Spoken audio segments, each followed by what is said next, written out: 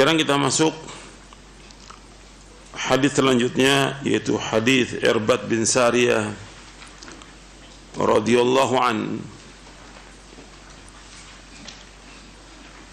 Kata Irbad bin Sariyah radhiyallahu an, "Shalla bina Rasulullah sallallahu alaihi wasallam dzata yaumin, thumma aqbala alaina فوعظنا موعظة بليغة ذرفت منها العيون ووجلت منها القلوب فقال قائل يا رسول الله كأن هذه موعظة مودع فماذا تعهد إلينا فقال أوصيكم بتقوى الله والسمع والطاعة وإن عبدا حبشيا فإنه من يعش منكم بعدي فسر اختلافا كثيرا فعليكم بسنتي وسنة الخلفاء المهديين الراشدين تمسكوا بها وعضوا عليها بالنواجذ وإياكم ومحدثات الأمور فإن كل محدثة بدعة وكل بدعة ضلالة." Kata Irbad bin Sariyah radhiyallahu an, ia berkata, suatu hari Rasulullah SAW pernah salat bersama kami. Kemudian beliau menghadap kepada kami dan memberikan nasihat kepada kami dengan nasihat yang menjadikan air mata kami berlinang dan membuat hati kami bergetar. Artinya membuat hati kami takut. Maka seorang berkata, "Wahai Rasulullah, nasihat ini seakan-akan nasihat dari orang yang akan berpisah. Maka berikanlah kepada kami wasiat." Maka Rasulullah SAW bersabda, "Usikum bitaqwallahi wa sam'i wa ta'ah wa in abdan habasyiya fa innahu man ya'ish minkum ba'di fa sayara ikhtilafan katsira fa 'alaikum bi sunnati wa sunnati al-khulafa'il mahdiyyin ar-rasyidin tamassaku biha wa 'addu 'alayha bin nawajidh wa iyyakum muhdatsatil umur fa inna kulla muhdatsatin bid'ah wa kulla bid'atin dhalalah wa kulla dhalalatin wa inna kulla muhdatsatin bid'ah wa kulla bid'atin dhalalah." Kata Rasulullah SAW, "Aku wasiatkan kepada kalian agar tetap bertakwa kepada Allah Subhanahu wa taala. Tetaplah kalian mendengar dan taat walaupun yang memerintah kalian adalah seorang budak dari Habasyah. Sungguh orang yang masih hidup di antara kalian setelahku akan melihat perselisihan yang banyak. Maka wajib atas kalian berpegang teguh kepada sunnahku dan sunnah khulafaur rasyidin yang mendapat petunjuk. Peganglah erat-erat dan gigitlah dia dengan gigi geram kalian. Dan jauhkanlah diri kalian dari perkara-perkara yang baru dalam agama, karena sungguhnya setiap perkara yang baru adalah bid'ah dan setiap bid'ah adalah sesat." Hadis ini sahih, diriwayatkan oleh Imam Ahmad, Abu Daud, Tirmidzi, Ad-Darimi, Al-Baghawi dalam kitabnya Syarhus Sunnah, Al-Hakim dalam kitabnya Al-Mustadrak, dan lainnya. Disahihkan dan disepakati oleh Imam Adz-Dzahabi dan disahihkan oleh Syekh Al-Albani dalam kitabnya Irwaul Ghalil fi takhrij ahadits Manaris Sabil. Dan banyak para ulama yang mensahihkan hadis ini. Di dalam hadis ini dijelaskan oleh Irbad bin Sariyah bahwa Rasulullah SAW salat bersama kami, dan Rasulullah sebagai pemimpin umat selalu memimpin salat berjamaah yang 5 waktu, salat Jumat, salat Id, dan semua salat yang lainnya. Dan di sini Irbad ingin menyampaikan bahwa di hari itu Rasulullah setelah selesai salat memberikan nasihat. Kalau salatnya Rasulullah bersahabat setiap hari, karena beliau yang menjadi imam di 5 waktu salat setiap hari. Jadi Irbad radhiyallahu menjelaskan bahwa satu hari itu Rasulullah setelah selesai salat memberikan nasihat. Beliau menghadap kepada kami memberikan nasihat mau'izatan balighah, nasihat yang menyentuh, nasihat yang membuat air mata berlinang dan membuat hati kami menjadi takut. Maka seorang berkata, "Ya Rasulullah, seolah-olah nasihat ini merupakan wasiat perpisahan atau nasihat perpisahan. Maka apa yang kau wasiatkan kepada kami?" kita bahas di sini. Yang pertama di hadis ini, Rasulullah SAW memberikan nasihat yang betul-betul mendalam kepada para sahabat. Yang nasihat ini membuat para sahabat berlinang air matanya dan juga takut hatinya. Jadi nasihat ini yang pertama ini menunjukkan bahwa nasihat itu betul-betul menyentuh hati para sahabat radhiyallahu anhum ajma'in. Dan juga yang pertama ini menunjukkan bahwa para sahabat adalah orang-orang yang baik hatinya. Diberikan nasihat, diingatkan, mereka menangis dan bertambah takut hati mereka. Itu yang pertama. Dan menunjukkan tentang baiknya hati para sahabat. Ketika disebutkan oleh Nabi SAW, khairun nasi qarni, sebaik-baik manusia pada zamanku, ya baik, yang pertama kali baik tentang hatinya, baik tentang ilmunya, baik tentang pemahamannya, baik tentang amalnya, baik tentang dakwahnya, baik tentang muamalahnya, baik tentang akhlaknya, dan baik dalam semuanya para sahabat radhiyallahu ajma'in. Maka dikatakan khairun nas, yang pertama kali ya hatinya paling baik sudah para sahabat, dan Allah mengetahui tentang hati mereka. Fa'alima ma fi qulubihim, Allah tahu tentang hati mereka. Artinya hati yang paling baik ya hatinya para sahabat dari semua hati manusia. Kemudian yang kedua, Nabi SAW memberikan wasiat, dan wasiat Nabi di sini, usikum bi taqwallah wa sam'i wa ta'ah. Yang pertama wasiatnya, aku wasiatkan kalian, dari yang kedua ini aku wasiatkan untuk takwa kepada Allah. Wasiat yang paling baik ya takwa. Dan Allah menyebutkan dalam Al-Quran tentang takwa. Dan ketika Nabi khutbatul hajah, seperti yang tadi saya sampaikan ayatnya, 3 ayat itu semua tentang takwa. Dalam surah Ali Imran, di awal surah An-Nisa, dan juga dalam surah Al-Ahzab, 3-tiganya tentang takwa. Ya, wasiat yang paling baik ya, wasiat takwa. Dan Allah berfirman dalam surah An-Nisa, walaqad wassayna alladziina utul kitaba min qablikum wa iyyakum anittaqullah. Sungguh kami telah wasiatkan kepada orang-orang sebelum kamu dan juga kepada kamu agar kamu bertakwa kepada Allah. Jadi wasiat yang paling baik adalah takwa. Takwa itu artinya melaksanakan perintah Allah, menjauhkan larangannya. Perintah yang paling besar apa? Tauhid. Dan larangan yang paling besar adalah syirik. Dan takwa ini, untuk perhatikan, ini untuk semua hal. Ketika Allah menyebutkan tentang takwa, ya semua hal. Ya ayyuhalladzina amanu taqullah, ya ayyuhalladzina amanu taqullah wa qulu qawlan sadida. Wahai yang beriman, bertakwa kepada Allah dan berkatalah dengan perkataan yang lurus. Takwa dalam kita melaksanakan ibadah kepada Allah. Takwa dalam kita melaksanakan sholat. Takwa dalam kita berbuat baik dan berbakti kepada kedua orang tua kita. Takwa dalam kita bermuamalah. Dan semuanya. Jadi takwa itu semua hal. Kita bertakwa kepada Allah. Kita takut dan kita berhati-hati dan menjalankan apa yang Allah syariatkan. Itu takwa kepada Allah. Jadi kalau kita bahas tentang takwa aja panjang, masalah takwa aja. Jadi makna takwa ini luas sekali dan dibahas oleh para ulama dalam kitab-kitab para ulama yang membahas tentang masalah takwa ini. Dan kita wajib untuk bertakwa kepada Allah.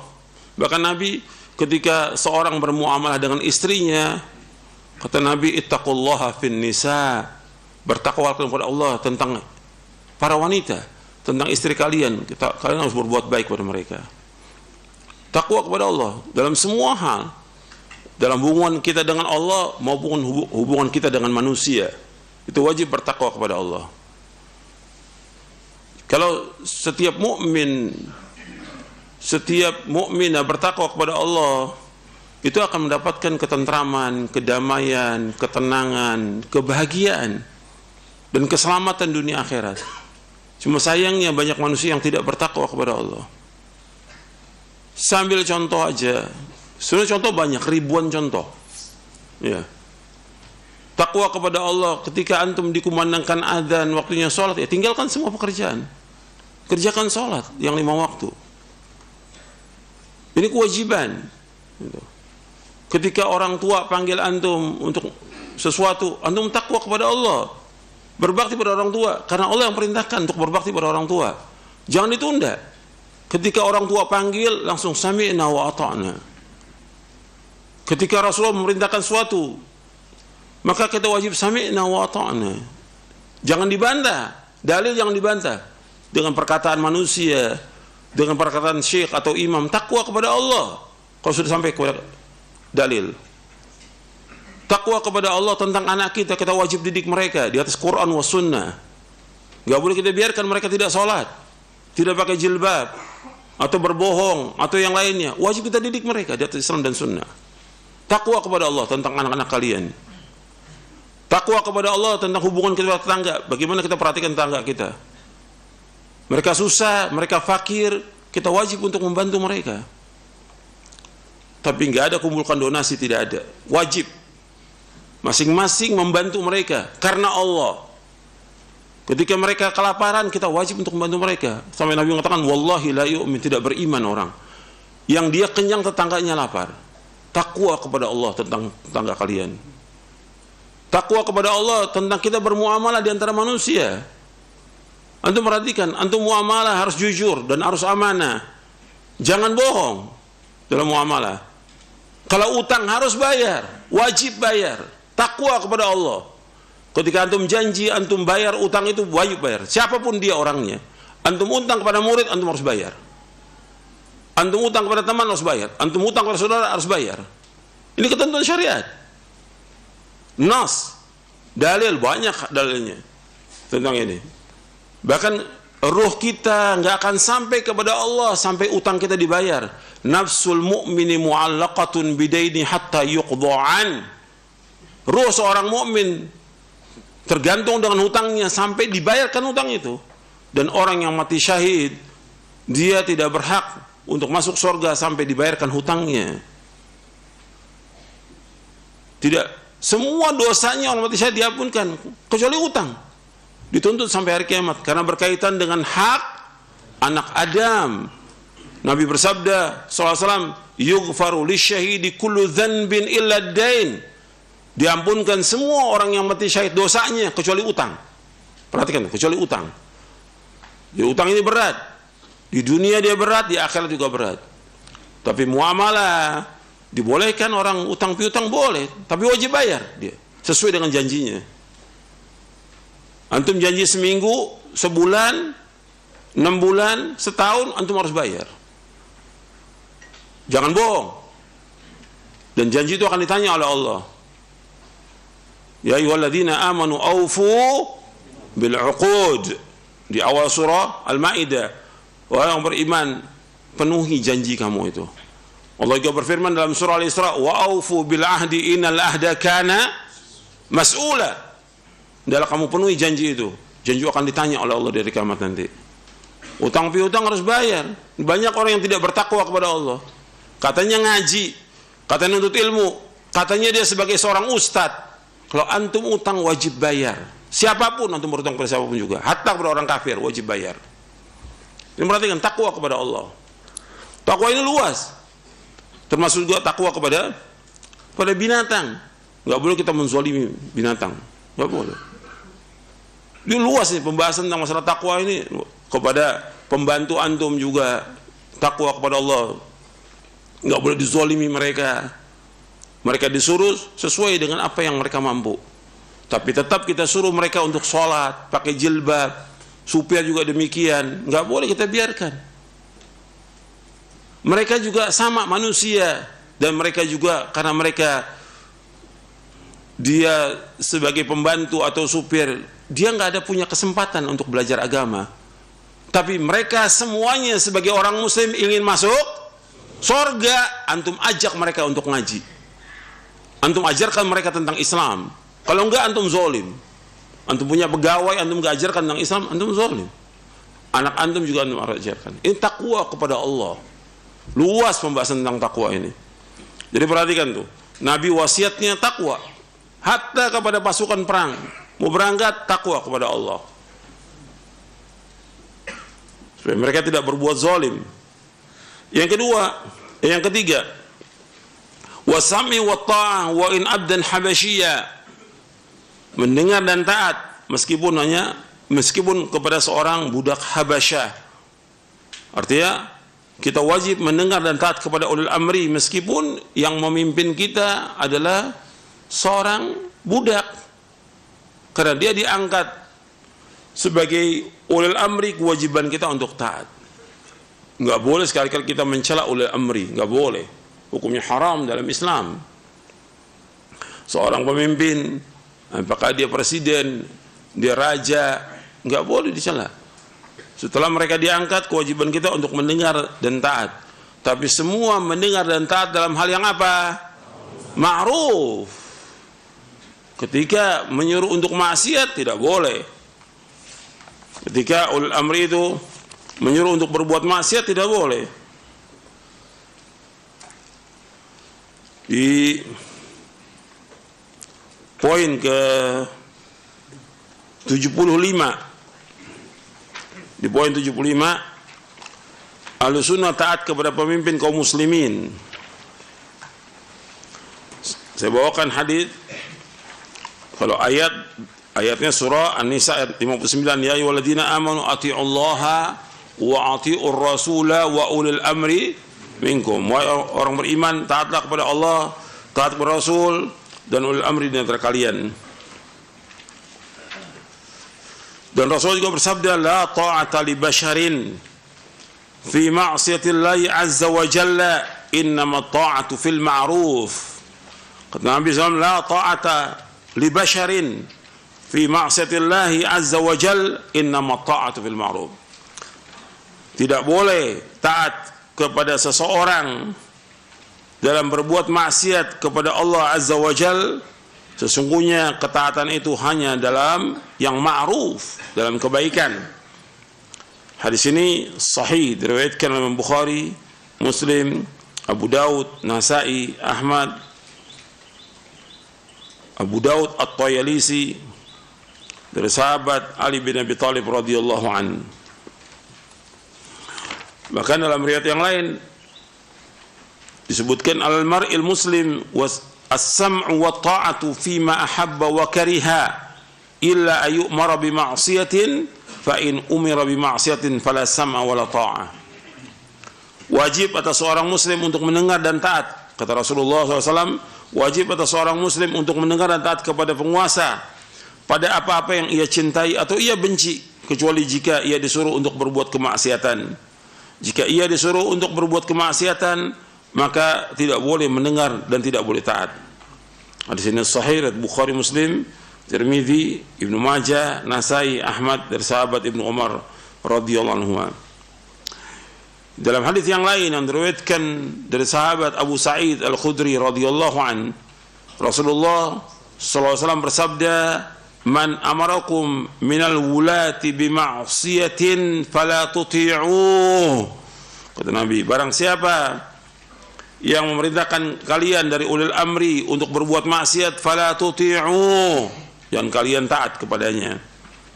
Hadis ini diriwayatkan oleh Imam Ibnu Majah, Ahmad, dan sanadnya hasan, dan dihasankan oleh Syekh Albani di dalam silsilah hadits as-sahihah di juz yang kelima, dan juga di dalam At-Ta'liqatul Hisan ala Sahih Ibnu Hibban. Jadi jelas itu, man amarakum minal wulati bima'siyatin fala tuti'u. Siapa saja dari ulil amri yang memerintahkan kalian untuk berbuat maksiat, jangan kalian taat. Artinya untuk taat kepada ulil amri tetap wajib taat, tapi ketika menyuruh untuk maksiat tidak boleh taat. Tapi mendengar dan taat ini penting. Dan antum perhatikan sepanjang sejarah pertumpahan darah yang ada disebabkan karena kaum muslimin tidak taat kepada ulil amri. Ketika kaum muslimin tidak taat kepada ulil amri, terjadi pertumpahan darah. Yang pertama kali terjadi pertumpahan darah yaitu ketika orang-orang memberontak kepada Utsman bin Affan radhiyallahu anhu warda Dzunurain, dan Utsman dikepung, datangi rumahnya, dan para sahabat yang lain sudah siap untuk memerangi orang-orang ini, tapi kata Utsman jangan. Kata Utsman radhiyallahu, aku takut terjadi pertumpahan darah. Tapi mereka terus, dan dikepung rumahnya bukan sehari dua hari, berminggu-minggu oleh orang-orang yang ingin memberontak ini. Padahal sahabat siap untuk memerangi mereka, tapi Utsman takut. Sampai terbunuhnya Utsman. Dan Nabi sudah ingatkan kepada Utsman bin Affan radhiyallahu an.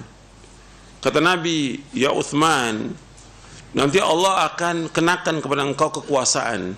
Jangan kau lepaskan baju kekuasaan itu kepada siapapun juga. Mereka ingin Utsman itu lengser. Nabi sudah ingatkan, jangan kamu lepaskan. Utsman tetap bertahan sampai terbunuh. Dan ketika Utsman terbunuh, Utsman mengatakan, kalau seandainya kalian seperti ini, kalian tidak akan bersatu lagi selama-lamanya, dan kalian akan tetap menumpahkan darah selama-lamanya. Itu disebutkan oleh Al-Hafidz Ibnu Katsir dalam kitabnya Al-Bidayah wan Nihayah. Dan betul apa yang dikatakan oleh Utsman itu, kata Ibnu Katsir, betul. Terus terjadi pertumpahan darah sampai hari ini, ketika orang sudah tidak taat lagi kepada ulil amri. Terbunuh Utsman radhiyallahu an, kemudian digantikan oleh Khalifatul Rasyid Ali bin Abi Thalib radhiyallahu an. Di zaman Ali juga terjadi lagi pertumpahan darah karena Khawarij, mereka tidak mau, tidak taat kepada Ali dan mengkafirkan. Kemudian menyerang Ali sampai dibunuh oleh Ali semuanya, dan sebagian kabur. Dan terus seperti itu, nggak pernah berhenti pertumpahan darah sampai hari ini. Jadi intinya kewajiban mereka untuk mendengar dan taat dan sabar. Nabi ketika menyebutkan tentang penguasa, Nabi suruh apa? Sabar. Kalian pasti akan melihat tuh penguasa zolim. Kalian akan melihat penguasa itu mementingkan dirinya sendiri, tidak mementingkan rakyat. Nabi sudah kasih kabar kepada umatnya, tapi Nabi suruh apa? Sabar. Sabar dan sabar. Tetap sabar. Kan tadi sudah disebutkan di poin yang tadi itu loh. Nabi menyebutkan kalimatnya apa? Wajib taat pada apa yang kau cintai dan apa yang kau benci. Dan Nabi SAW juga menyebutkan ketika sahabat Anas bin Malik.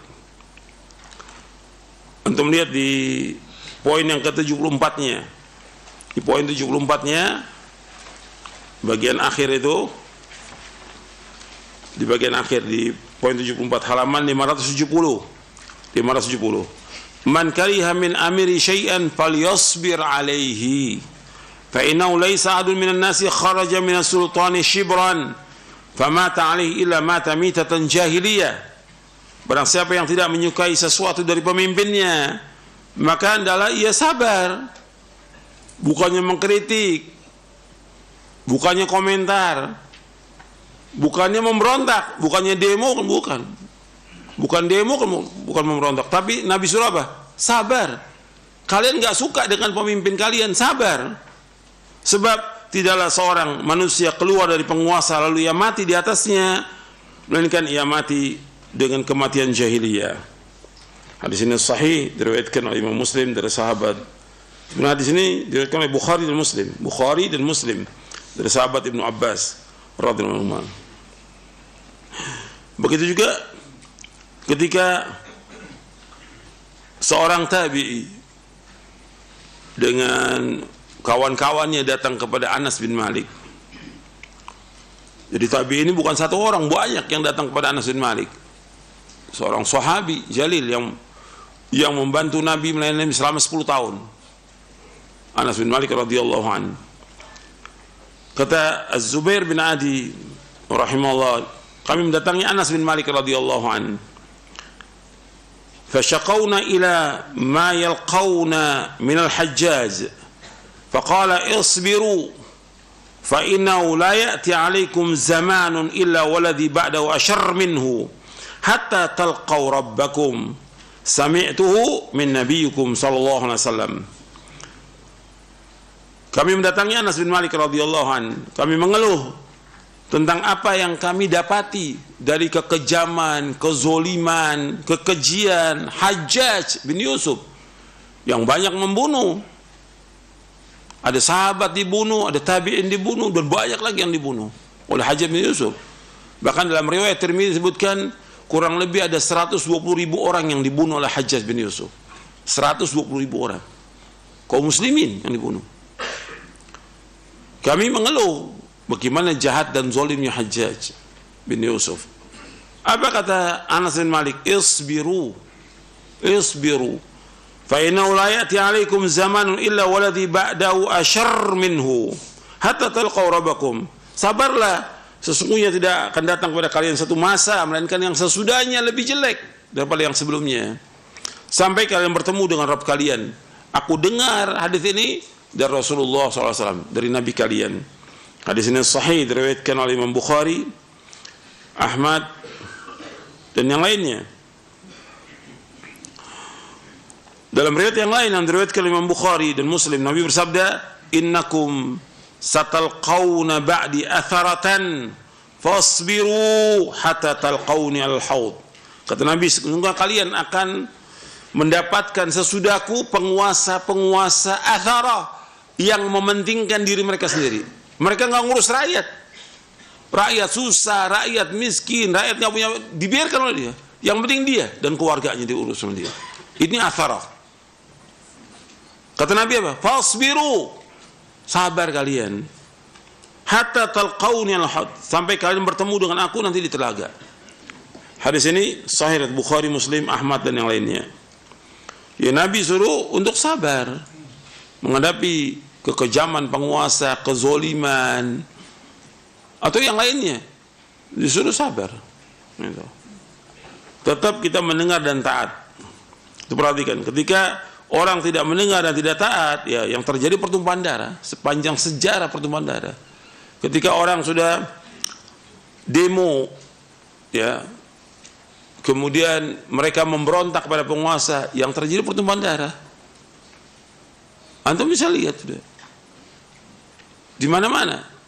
Apakah itu di Irak, apakah itu di Aljazair, apakah itu di Mesir, apakah itu di Syam, di Syria. Bukan satu yang mati, ratusan ribu kaum muslimin. Awalnya mereka memberontak, nggak sabar dengan kezaliman penguasa, nggak sabar. Suruh sabar. Antum perhatikan bahwa yang memberikan kekuasaan kepada orang-orang yang zalim itu siapa? Allah yang memberikan kekuasaan. Yang mencabut kekuasaan siapa? Allah. Yang memuliakan Allah, yang menghinakan juga mereka Allah. Qulillahumma malikal mulki tu'til mulka man tasha' wa tanzi'ul mulka mimman tasha' wa tu'izzu man tasha' wa tudhillu man tasha' biyadikal khairu innaka ala kulli syai'in qadir. Dalam surah Ali Imran. Di ayat 20 berapa? 26 apa? Untuk melihat itu. Jadi Allah sudah menyebutkan bahwa yang memberikan kekuasaan itu Allah. Allah berikan kekuasaan kepada siapa yang Allah kehendaki. Allah cabut kekuasaan dari siapa yang Allah kehendaki. Allah muliakan siapa yang Allah kehendaki. Allah hinakan siapa yang Allah kehendaki.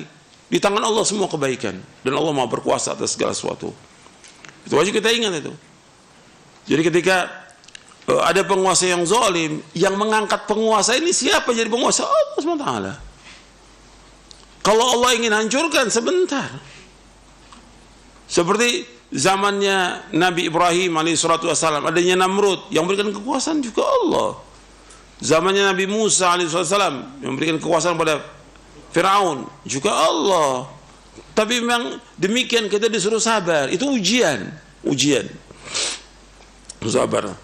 Kita tetap mendengar dan taat meskipun dia budak Habasyah. Jangan memberontak. Ketika demo akhirnya berontak, ya pertumpahan darah yang ada. Ya penguasa dengan semua kekuatannya dia berkuasa. Yang dibunuh siapa? Yang jadi korban? Yang jadi korban siapa? Kaum muslimin. Yang jadi korban kaum muslimin. Antum dosa besar, antum mimpin demo itu dosa besar, bukan dosa kecil. antum membuat orang itu sampai mati, sampai terbunuh, berat hukuman di akhirat nanti.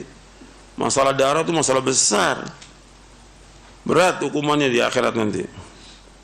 Maka ini perhatikan nih, dengar dan taat, dan suruh sabar oleh Nabi SAW. Dan para ulama juga, salaf juga ingatkan sabar. Nggak ada ulama salaf murtad pada penguasa, sabar. Hatta ketika terjadi khalqul Quran di zaman Imam Ahmad bin Hanbal, itu perhatikan, zaman Imam Ahmad bin Hanbal, penguasanya berpendapat bahwa Al-Quran makhluk. Ini pendapat yang beda, pendapat yang kufur. Kata Imam Ahmad, Al-Quran kalamullah ghairu makhluk minhu bada' wa ilaihi ya'ud.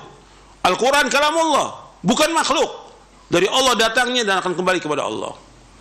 Disiksa Imam Ahmad, sabar. Dan orang di luar istana itu ribuan orang nunggu Imam Ahmad. Apa yang dikatakan oleh Imam Ahmad? Di luar penjara juga demikian, ribuan orang.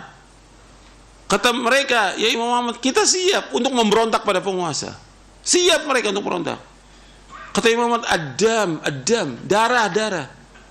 Hati-hati, jangan. Sabar Imam Ahmad, meskipun disiksa. Kenapa? Pertumpahan darah nanti. Dan itu dibawakan oleh Imam Al-Khalal dalam kitabnya As-Sunnah.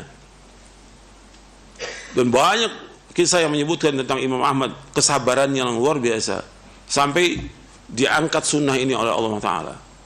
Gak mungkin selamanya orang disiksa, dizolim, gak mungkin, pasti ada masanya diangkat oleh Allah Ta'ala. Jadi suruh sabar. Dan Imam Ahmad ma'ruf, Imam Ahlu Sunnah, yang hadir di pengajian Imam Ahmad 5.000 orang. Nggak ada lampu, nggak ada apa, 5.000 orang gitu. Imam Ahlu Sunnah, orang semua dari berbagai penjuru dunia datang kepada Imam Ahmad untuk belajar agama. Imam Ahlu Sunnah. Tapi ketika Imam Ahmad ada fitnah seperti ini ulil amri yang mempunyai pendapat yang Mu'tazilah, yang sesat dan menyesatkan. Sabar Imam Ahmad, tetap mengajak diskusi kepada tokoh ahlul bidah yang ada, Ibnu Abi Du'ad yang sesat itu. Tapi tetap mereka nggak mau terima dalil dari Quran dan Sunnah. Dipenjara lagi, disiksa lagi. Sabar Imam Ahmad. Jadi mendengar dan taat pada ulil amri. Jangan merontak. Karena ketika berontak, yang jadi korban rakyat, kaum muslimin, dibunuh. Imam Ahmad nggak mau terjadi seperti itu. Dan rakyat sudah siap untuk memberontak. Tapi jangan. Yang nggak boleh. Dengar dan taat. Kemudian yang keempat, fa innahu may ya'ish minkum ba'di fasara ikhtilafan katsira. Dan sungguhnya orang yang hidup di antara kalian sesudah wafatku akan melihat perselisihan yang banyak. Jadi umat Islam terjadi perselisihan, perpecahan, dan Nabi sudah sebutkan, sataftariqu ummati ala 73 firqah kulluha fin nar illa wahidah. Umatku akan berpecah menjadi 73 golongan, 72 masuk neraka, 1 masuk surga. Itu yang al-firqah an-najiyah, golongan yang selamat. Jadi Nabi sudah ingatkan kepada umat Islam bahwa umat Islam akan terpecah.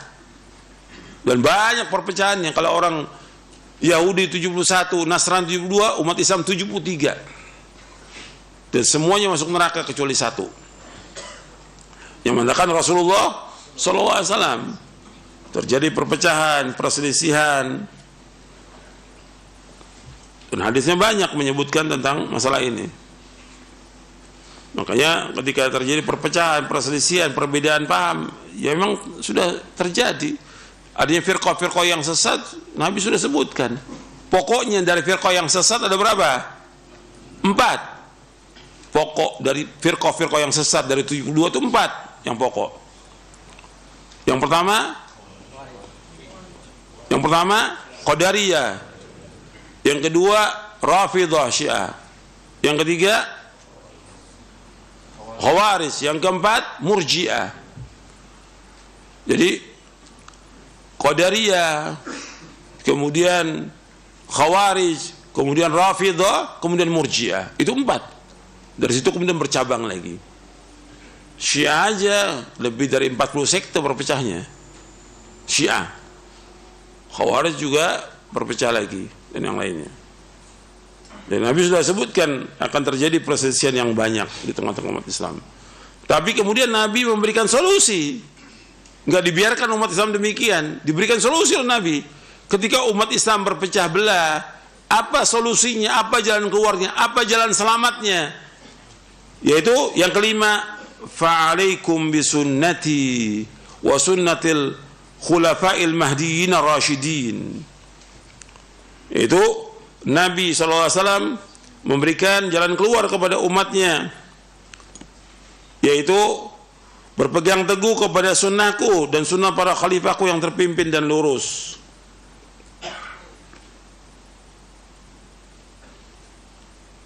Berpegang kepada sunnah Rasulullah dan sunnah khulafa'ur rasyidin. Sekarang yang dimaksud dengan sunnah Nabi SAW, antum lihat di halaman, di buku ini di halaman 37.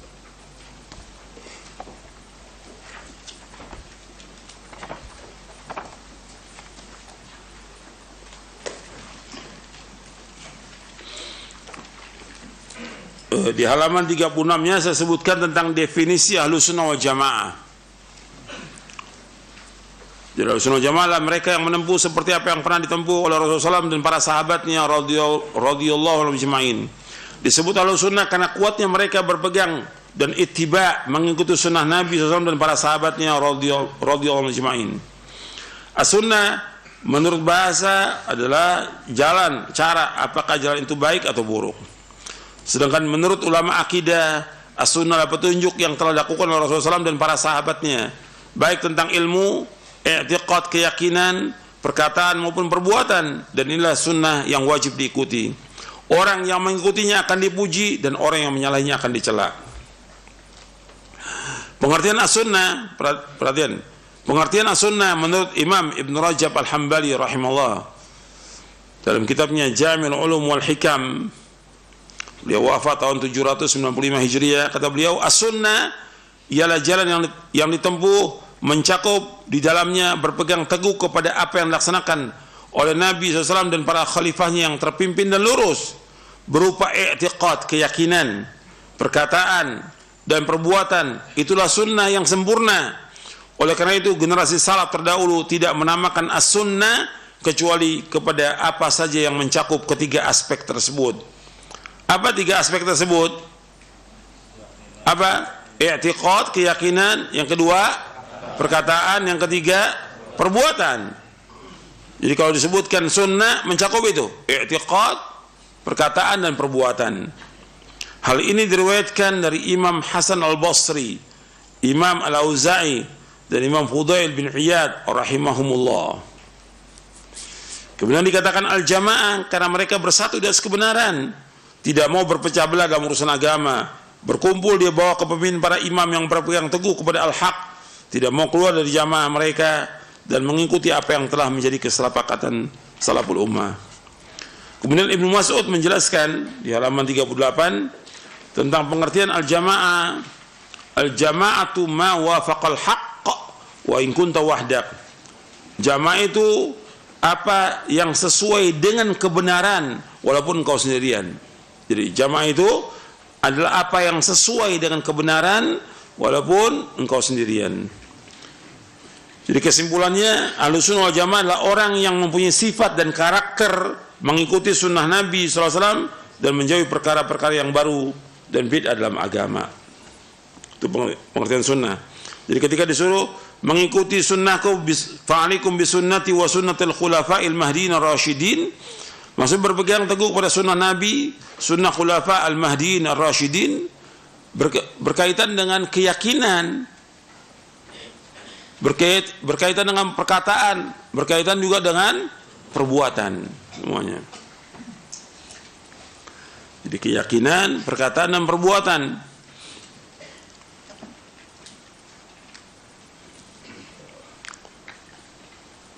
Seperti fitnahnya khalqul Quran, ini berkaitan dengan keyakinan dan perkataan. Mereka mengatakan bahwa Al-Quran itu makhluk, ini perkataan enggak pernah. Kata Imam Ahmad, tunjukkan kepada kami ada enggak keterangan dari Rasulullah SAW dan para sahabat yang mengatakan Al-Quran itu makhluk. Tunjukkan kepada kami dalilnya. Mereka nggak mampu. Kalau dalil bahwa Al-Quran kalamullah, Imam Ahmad bawakan dari ayat Al-Quran. Ada berapa ayat dibawakan oleh Imam Ahmad dan juga berapa hadis Nabi SAW. Jadi itu fitnah berkaitan dengan keyakinan dan juga dengan perkataan. Nanti juga ada bid'ah yang berkaitan dengan perbuatan. Makanya di sini berpegang teguh pada sunnah Nabi SAW dan sunnah Khulafaur Rasyidin. Karena ada orang yang menyimpang dari sunnah Nabi dan sunnah Khulafaur Rasyidin, baik bentuknya keyakinan, perkataan dan juga perbuatan. Jadi wajib berpegang teguh pada sunnah Nabi SAW yang berkaitan dengan i'tiqad, perkataan dan perbuatan. Dan wajib berpegang dengan sunnah Khulafaur Rasyidin. Dan sunnah Khulafaur Rasyidin tidak boleh bertentangan dengan sunnah Nabi SAW. Sunnah Khulafaur Rasyidin tidak boleh bertentangan dengan sunnah Nabi SAW. Kemudian yang keenam Nabi ingatkan di sini, tamassaku biha wa'addu 'alaiha bin nawajid. Tamassaku biha wa'addu 'alaiha bin nawajid. Hendaklah kamu berpegang teguh kepadanya dan gigit dengan geram kalian. Artinya untuk berpegang teguh kepada sunnah Nabi dan sunnah Khulafaur Rasyidin, ya dengan belajar. Nggak cukup dengan perkataan. Kita harus belajar dan belajar. Kita nuntut ilmu sehingga kita tahu tentang Quran, kita tahu tentang sunnah. Jadi harus belajar. Banyak, ribuan yang belum kita tahu. Banyak sekali. Maka harus kita belajar. Dan terus belajar. Jadi ketika kita mengatakan bahwa kita berpegang teguh pada sunnah Nabi dan sunnah Khulafaur Rasyidin, atau berpegang dengan manhaj salaf, maka kita harus belajar. Kalimat tamassaku biha wa'addu 'alaiha bin nawajid, ya dengan belajar. Gak mungkin kita bisa berpegang teguh pada Quran sunnah tanpa kita belajar. Harus belajar, harus nuntut ilmu. Gak ada orang dari zaman dahulu tiba-tiba dia menjadi orang berilmu, gak mungkin. Ilmu itu dengan belajar. Jadi al-ilmu bit-ta'allum. Ilmu itu dengan belajar, kata Rasulullah SAW. Harus belajar.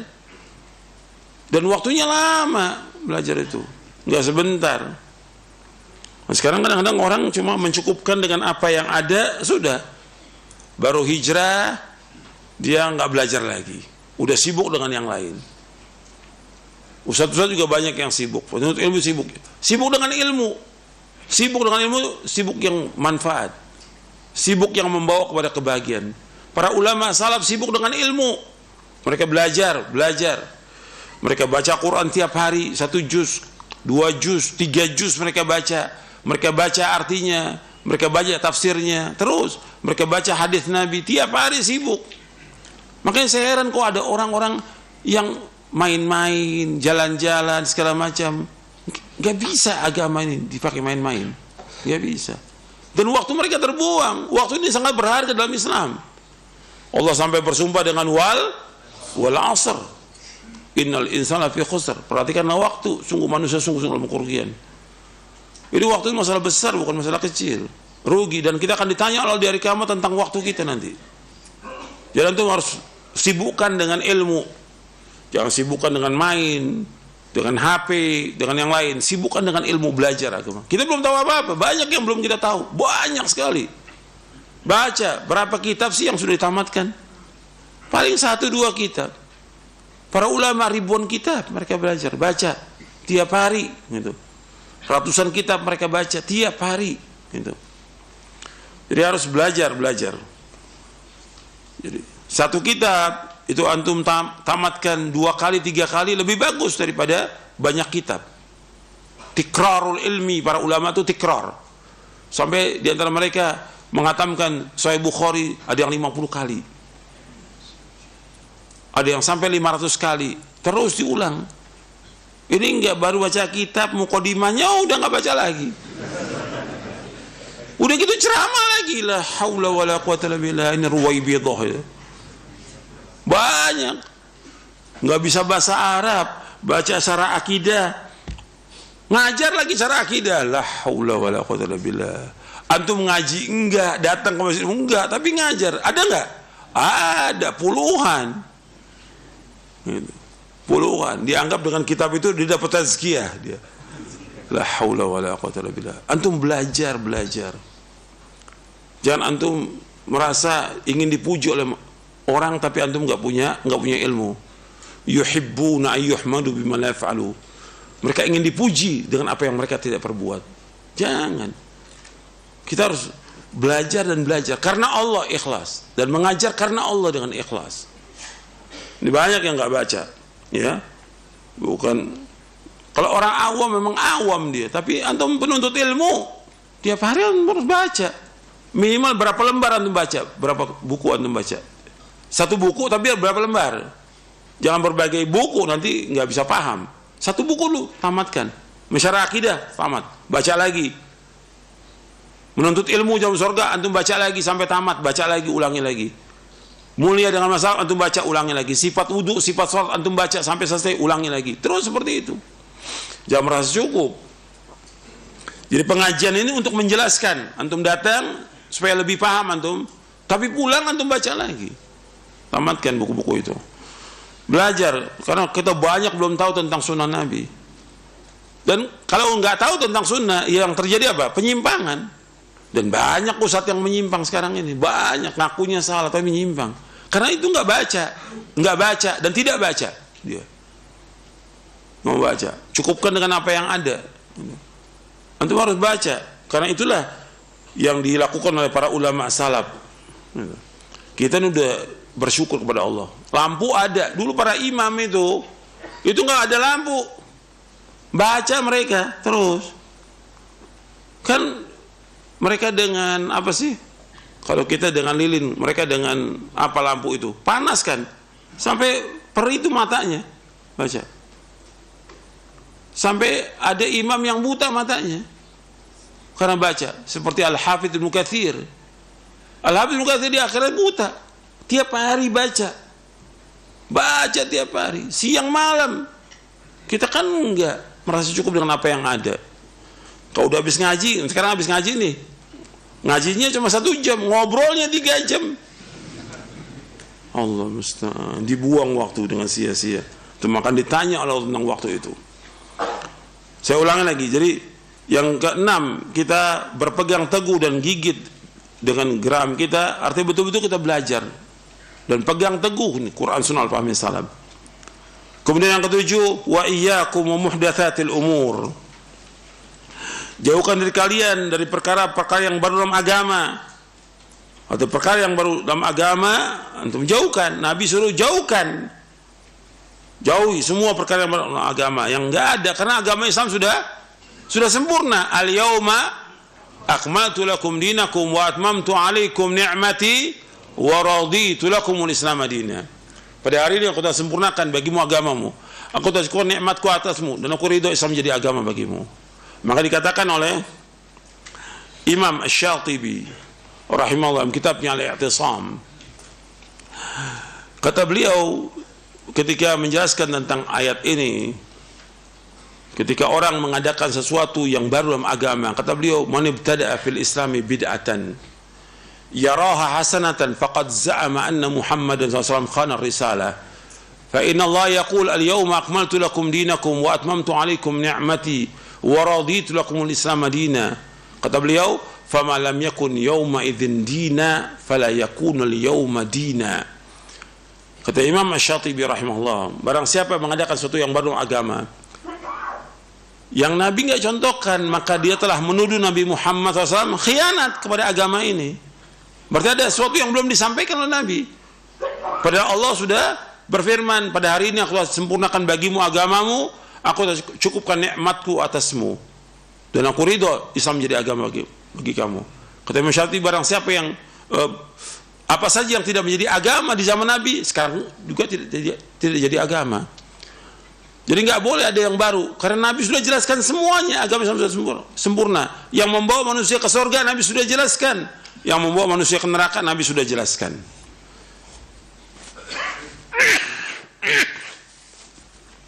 Ya sempurna agama ini. Jadi Nabi ingatkan, hati-hati kepada perkara yang baru dalam masalah agama. Perhatikan ya, masalah agama. Kalau masalah dunia yang baru, antum a'lamu bi umuri dunyakum, kalian lebih tahu tentang urusan dunia kalian. Orang mau bikin komputer, pesawat, segala macam, terserah. Tapi agama harus kembali kepada contoh dari Rasulullah sallallahu alaihi wasallam. Kemudian yang ke-8, Nabi bersabda, fa inna kulla muhdatsatin bid'ah. Sesungguhnya setiap yang baru dalam agama adalah bid'ah. Yang mengatakan setiap yang baru dalam agama bid'ah siapa? Rasulullah SAW. Setiap yang baru dalam agama bid'ah. Ini yang mengatakan Rasulullah SAW. Dan Rasulullah yang fasih dalam berbahasa Arab. Bid'ah. Dan Nabi juga mengatakan yang ke-9, wa kullu bid'atin dhalalah. Setiap bid'ah sesat. Yang mengatakan semua bid'ah sesat siapa? Rasulullah SAW. Di dalam Islam enggak ada bid'ah hasanah, enggak ada. Nabi katakan wa kullu bid'atin dhalalah. Setiap bid'ah itu sesat. Di dalam riwayat Imam An-Nasai dari sahabat Jabir bin Abdullah, Nabi ketika khutbah Jumat, Nabi ingatkan kullu bid'atin dhalalah wa kullu dhalalatin finnar. Itu riwayat Nasai dan sahih riwayatnya. Setiap bid'ah itu sesat dan setiap kesesatan tempatnya neraka. Yang mengatakan juga Rasulullah SAW. Maka kalau udah seperti ini kita wajib berhati-hati. Nggak bisa bermain-main dengan masalah yang seperti ini. Ini bid'ah masalah besar. Karena berbahaya. Antum lihat tentang penjelasan tentang bid'ah di dalam buku ini.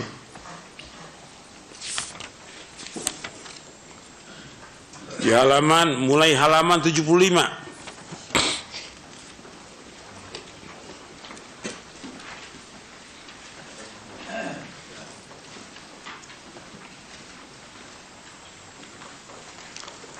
Imam Asy-Syatibi di halaman 77.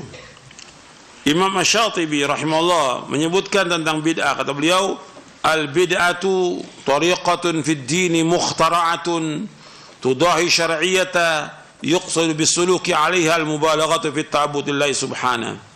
Bid'ah adalah cara baru dalam agama yang dibuat menyerupai syariat dengan maksud untuk berlebih-lebihan dalam beribadah kepada Allah. Ini beliau sebutkan dalam kitabnya Al-I'tisam di awal-awal nih, kitab Al-I'tisam. Beliau memberikan definisi tentang bid'ah di awal-awal dalam kitab Al-I'tisam. Jadi bid'ah itu sesuatu yang baru, yang tidak ada dasar sama sekali dari Rasulullah sallallahu alaihi wasallam. Maka dijelaskan oleh Syekhul Islam Ibn Taimiyah rahimahullah di halaman 76 bahwa bid'ah dalam Islam adalah segala apa yang tidak disyariatkan oleh Allah dan Rasulnya, yakni yang tidak diperintahkan baik dalam wujud perintah wajib ataupun anjuran. Kemudian bid'ah itu sendiri ada dua macam. Pertama, bid'ah dalam bentuk ucapan dan keyakinan. Yang kedua, bid'ah dalam bentuk perbuatan dan ibadah.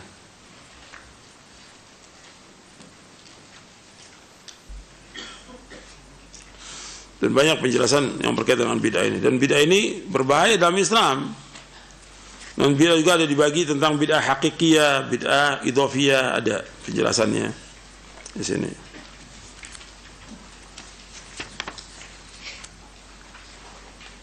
Dan bid'ah itu untuk melihat di halaman 84. Di halaman 84 Nabi bersabda SAW, kullu bid'atin dhalalah wa kullu dhalalatin finnar. Setiap bid'ah itu sesat dan setiap kesesatan tempat neraka. Ibnu Umar radhiyallahu anhuma berkata, kullu bid'atin dhalalah wa in ra'aha an-nasu hasanatan. Setiap bid'ah sesat meskipun manusia memandangnya baik. Ini riwayat sahih diriwayatkan oleh Imam Al-Lalikai dalam Syarah Ushul I'tiqad Ahlussunnah wal Jamaah, Ibnu Battal Al-Uqbari dalam kitabnya Al-Ibana. Kemudian Imam Sufyan Ats-Tsauri rahimahullah, beliau berkata, al-bid'atu ahabbu ila iblis minal ma'siyah wal ma'siyatu yutabu minha wal bid'atu la yutabu minha. Perbuatan bid'ah lebih dicintai oleh iblis daripada maksiat. Dan pelaku maksiat masih mungkin dia untuk bertaubat dari maksiatnya, sedangkan pelaku bid'ah sulit untuk bertaubat dari bid'ahnya. Kenapa sulit? Karena mereka menganggap baik perbuatannya. Tapi kalau orang berbuat maksiat, dia minum khamar atau dia berzina atau yang lain, ketika diingatkan dia mengakui saya salah. Tapi kalau pelaku bid'ah tidak. Kok kamu larang saya berbuat kebaikan? Dan kita enggak larang, kita tanya yang antum lakukannya ada enggak contohnya Rasulullah? Karena dalam masalah ibadah bukan larangan. Dalam masalah ibadah kembali kepada apa? Contoh, dalil. Kalau masalah keduniaan yang ditanya apa?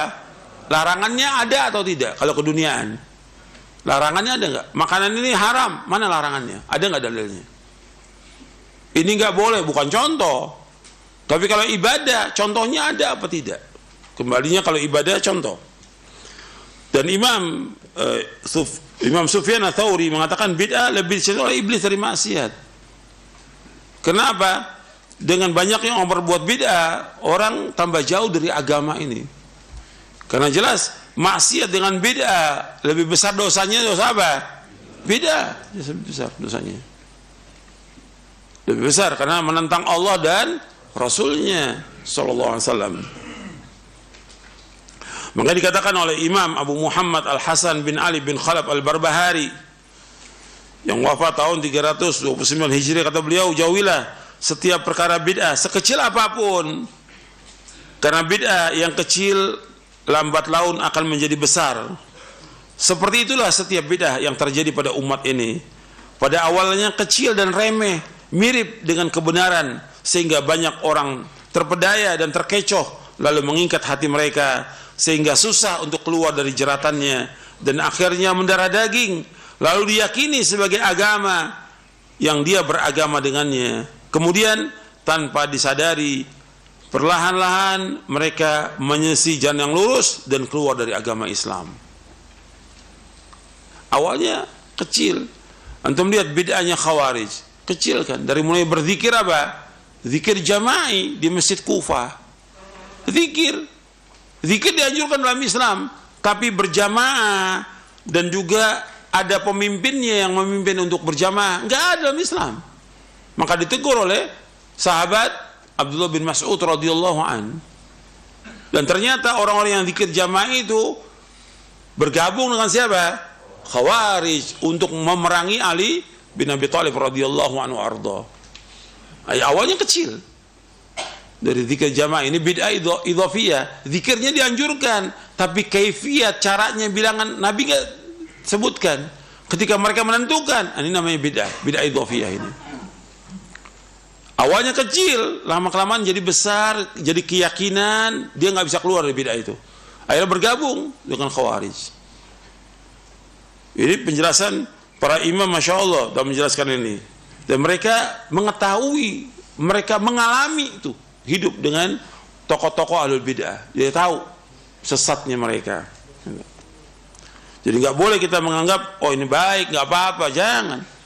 Jangan anggap sesuatu yang baik nggak ada contoh dari Nabi. Kita semua harus kembali kepada contoh Nabi SAW. Kalau Nabi contohkan, kita ikut. Kalau enggak, jangan. Karena Nabi sudah mengatakan bahwa setiap bid'ah sesat. Sesat itu melekat pada bid'ah itu. Maka kita hati-hati. Seorang talibul ilm harus hati-hati. Kemudian selanjutnya, Al-Quran, As-Sunnah, dan Ijma' sahabat, dan 3 prinsip utama yang ahlu sunnah berpegang dengannya dalam ilmu dan agama. Mereka menimbang dengan 3 pokok ini semua yang dikatakan dan yang dikerjakan manusia secara lahir dan batin, dari apa-apa yang berkaitan dengan masalah agama. Lanjutan dari hadis Irbad, halaman 405. Halaman 45. Al-Quran, As-Sunnah, dan Ijma' sahabat, dan 3 prinsip utama yang ahlu sunnah berpegang dengannya dalam ilmu dan agama. Mereka menimbang dengan 3 pokok ini semua yang dikatakan dan dikerjakan manusia secara lahir dan batin, dari apa-apa yang berkaitan dengan masalah agama. Adapun ijma' yang berlaku, apa yang telah diijma'kan oleh salafus saleh, karena orang-orang sudah mereka telah banyak ikhtilaf, dan umat ini sudah berpencar ke seluruh penjuru dunia, sebagaimana dikatakan oleh Imam Ahmad bin Hanbal, man da'al ijma' faqad kadzab. Barang siapa yang mengklaim adanya ijma', maka dia telah dusta. disebutkan oleh Imam Ibnu Qayyim dalam kitabnya I'lamul Muwaqqi'in. Syekhul Islam Taimiyah rahimahullah mengatakan, Syekhul Islam Taimiyah rahimahullah ketika menjelaskan manhaj Ahlussunnah wal Jamaah dalam masalah-masalah prinsip tertentu, beliau menyebutkan manhaj yang menyeluruh dalam agama ini, baik masalah usul pokok maupun furu' cabang, bahwa mereka Ahlussunnah menempuh jalan yang lurus dan pegangan yang bermanfaat dari Alkitab dan As-Sunnah.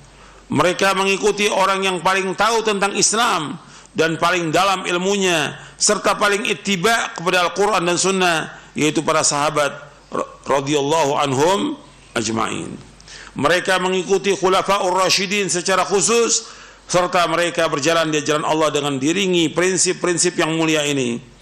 Apapun yang dikatakan manusia atau merupakan pendapat-pendapat mazhab di mana orang mengikutinya, maka Ahlussunnah menimbang dengan tolak ukur Al-Quran, As-Sunnah dan ijma sahabat dari generasi terbaik umat ini, maka luruslah jalan mereka. Kemudian halaman 406, Ahlussunnah selamat dari bid'ah-bid'ah perkataan yang menyalahi apa yang dikatakan oleh Rasulullah SAW dan para sahabat dalam masalah i'tiqad, sebagaimana mereka selamat dari bid'ah-bid'ah amaliyah. Mereka tidak beribadah dan tidak mengadakan syariat melainkan dengan apa yang disyariatkan oleh Allah SWT dan Rasulnya SAW. Kesimpulannya, Ahlussunnah wal Jamaah adalah mereka yang berpegang teguh kepada Al-Quran dan Sunnah yang sahih menurut pemahaman salafus saleh. Mereka melaksanakan tauhid kepada Allah dan mendakwakan kepada manusia untuk bertauhid dan mengikhlaskan ibadah semata-mata karena Allah. Mereka menjauhkan segala bentuk kemusyrikan dan penghambaan kepada selain Allah. Ini dakwah kita ini, dakwah salaf ini. Artinya mengajak orang untuk mentauhidkan Allah siang malam. Ajak orang mentauhidkan Allah. Itu pokok dakwah kita. Antum bawakan ayat tentang tauhid siang malam nggak ada masalah. Dan orang nggak bosan karena Allah yang berfirman dalam Al-Quran. Dan Nabi juga yang bersabda SAW, siang malam itu sampaikan tentang tauhid dan larang umat dari berbuat syirik. Kalau semua dai mendakwakan ini, berkurang kesyirikan yang ada. Sekarang kan kesyirikan bertambah karena dai-nya menyimpang dari manhaj para nabi dan para rasul, tidak memulai dakwanya dengan dakwah tauhid. Jadi perhatikan tuh, dakwah kita dakwah tauhid, siang malam dakwakan tauhid agar manusia betul-betul beribadah hanya kepada Allah, menjauhkan segala macam perbuatan syirik. Ahlussunnah melaksanakan sunnah Nabi SAW, menghidupkannya dan mengajak kaum muslimin untuk berpegang teguh kepada sunnah, serta mereka menjauhkan segala macam bentuk bid'ah, baik dalam masalah i'tiqad maupun amaliyah, karena setiap bid'ah adalah kesesatan dan setiap kesesatan tempat di neraka. Jadi ini bukan main-main, ini masalah agama yang kita harus berpegang teguh, dan ini yang harus kita dakwakan siang dan malam. Ini justru kita, ikhwani fiddin, azakumullah, kita adalah orang yang paling sayang kepada umat Islam. Orang yang paling sayang kepada umat Islam, kita. Karena kita mendakwakan dakwah tauhid, melarang berbuat syirik. Kita mendakwakan dakwah sunnah, melarang orang berbuat bid'ah, agar mereka selamat dunia dan akhirat. Kalau mereka jatuh dalam perbuatan syirik, seluruh amalnya akan hapus. La in asyrakta la yahbatanna amaluka wa la takunanna. Kalau engkau berbuat syirik akan hapus seluruh amalmu dan kau termasuk yang rugi. Kalau dia berbuat syirik kepada Allah, meskipun dia sholat, puasa, zakat, haji, sedekah dan yang lainnya, hapus kalau berbuat syirik. Seluruh amalnya hapus. Justru kita sayang kepada mereka, menjelaskan tentang tauhid dan tentang bahaya syirik. Mereka jangan sampai jatuh dalam perbuatan syirik. Ketika kita menjelaskan tentang sunnah Nabi, mudah. Karena semua yang dijelaskan oleh Nabi SAW semuanya mudah, nggak ada yang sulit dalam agama ini. Semua syariat Islam semuanya mudah. Dan kita melarang mereka perbuatan bid'ah. Bid'ah ini merusak. Merusak apa? Syirik dan bid'ah merusak agama, merusak hati, merusak akal, merusak kehormatan, merusak darah manusia dan merusak harta kaum muslimin. Itu syirik dan bid'ah. Maka harus jauhkan sejauh-jauhnya. Justru kita sayang kepada umat dengan kita mendakwakan dakwah tauhid dan sunnah. Justru kita sayang kepada umat ketika kita menjelaskan tentang bahaya syirik dan bahaya bid'ah, agar mereka berhati-hati. Karena yang melarang perbuatan syirik siapa? Allah dan Rasulnya. Yang melarang perbuatan bid'ah siapa? Allah dan Rasulnya. Agar kita berhati-hati. Supaya apa? Supaya umat ini selamat. Justru dakwah salaf ini dakwah yang sayang kepada umat. Cuma sayangnya para dai salaf tidak mendakwakan dakwah ini sebagian dai nggak mendakwakan, sibuk dengan yang lain, udah sibuk yang lain. Mesti antum sibuk dengan ini. Kalau dakwah ini kemudian dibenci oleh masyarakat, itu sunatullah, nggak akan lepas sunatullah. Dibenci, dicemooh, diusir, dicaci maki, disudutkan, itu udah sunatullah dari zaman dahulu. Dan Allah pasti akan tolong dakwah ini, pasti gitu. Tapi kita harus sabar, itu ujian dalam dakwah. Jadi nggak boleh kita menyimpang dari manhaj yang hak ini, karena ini yang Allah perintahkan dan yang diperintahkan oleh Rasulullah sallallahu alaihi wasallam. Nabi sudah menyebutkan tamassaku biha wa 'addu 'alaiha bin nawajid. Dan ingat, antum nggak akan bisa berpegang teguh dengan mansalat kecuali dengan menjauhkan perbuatan bid'ah. Ketika orang tetap berbuat bid'ah, pasti dia akan udah nggak benar. Meskipun dia ngaku salaf, dia sudah menyimpang dari manhaj salaf sejauh-jauhnya. Jadi hati-hati ini masalah besar, bukan masalah kecil. Ya, saya pikir cukup sampai di sini.